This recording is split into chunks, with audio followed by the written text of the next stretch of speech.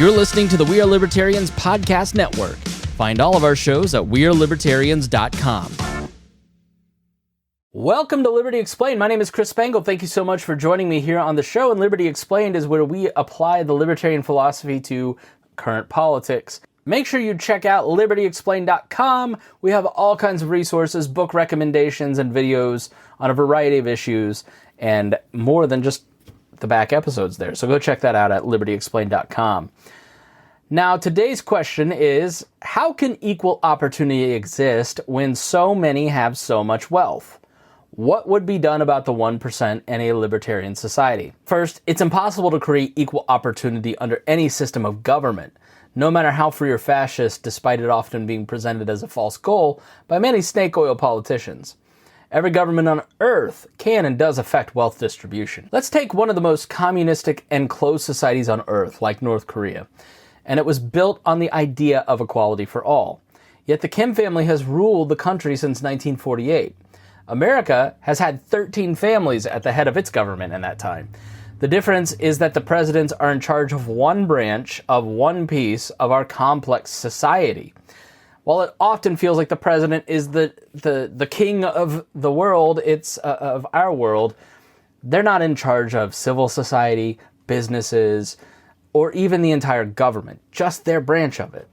So while they are elites, there is no doubt about that, they're just one of the elites. The Kim family is the elite, and they enjoy the benefits of total control over every aspect of North Korean life. That's the problem when you centralize control, and you must continue to keep control decentralized.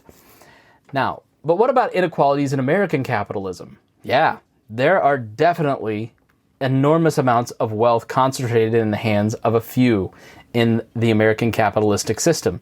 In freer societies, that wealth is more fluid, though. Most family fortunes are dispersed in 3 to 4 generations. Now, upon his death in 1877, Cornelius Vanderbilt was the richest man in America. By the 1930s, the family was nearly broke. Gloria Vanderbilt had to find her own sources of income, and so does her son Anderson Cooper. Billionaires like William Buffett and Mackenzie Scott are dispersing their assets through projects that benefit society. In closed societies like Korea or Saddam Hussein's Iraq, the nation's wealth is centralized and doled out to personal friends and family.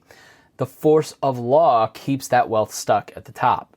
The quicker the dispersion of dollars creates more opportunities in lower and middle classes and keeps everyone with some level of upward mobility.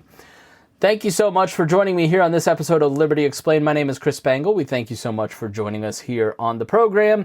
And if you have questions, ask at wearelibertarians.com. You can send us a question and we will answer it in future episodes. Thank you so much for joining us. We really appreciate your time. And thank you for joining us on Liberty Explained.